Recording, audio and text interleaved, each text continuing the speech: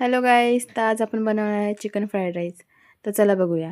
सगळ्यात पहिले इथे मी कढई तापवलेली आहे, त्याच्यामध्ये तेल ॲड केलेले आहे. त्यानंतर इथे मॅरिनेशनसाठी मी इथे चिकन घेतलेले आहे.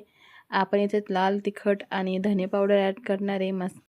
मीठ ॲड केल्यानंतर आपण इथं सगळे मिश्रण मिक्स करून घेणार आहे. त्यानंतर इथे मी तेल घेतलेले होते, त्याच्यामध्ये आपण हे सगळे चिकन फ्राय करून घेणार आहे. सगळे चिकन चांगल्या प्रकारे फ्राय झाल्यानंतर मी इथे एक कढई घेतलेली आहे, त्याच्यामध्ये तेल तापवलेले आहे.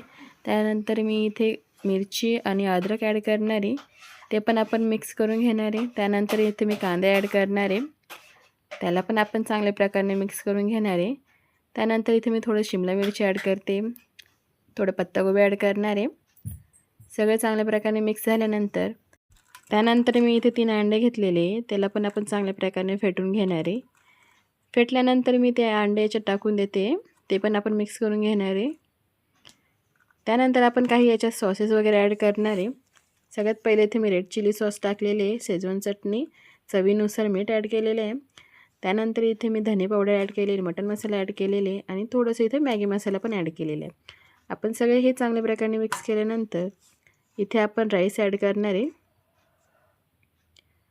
राईस ॲड केल्यानंतर इथे मी चिकनचे पीसेस ॲड करणार आहे. त्यानंतर इथे मी कांद्याची पात टाकणार आहे, ते पण आपण चांगल्या प्रकारे सगळे मिक्स करून घेऊ. हे आपली चांगल्या प्रकारे मिक्स झाल्यानंतर आपली ही फ्राईड राईस तयार झालेली आहे. तर कशी वाटली माझी आजची रेसिपी नक्की मला कमेंटमध्ये सांगू शकतात. थँक्यू गाईस.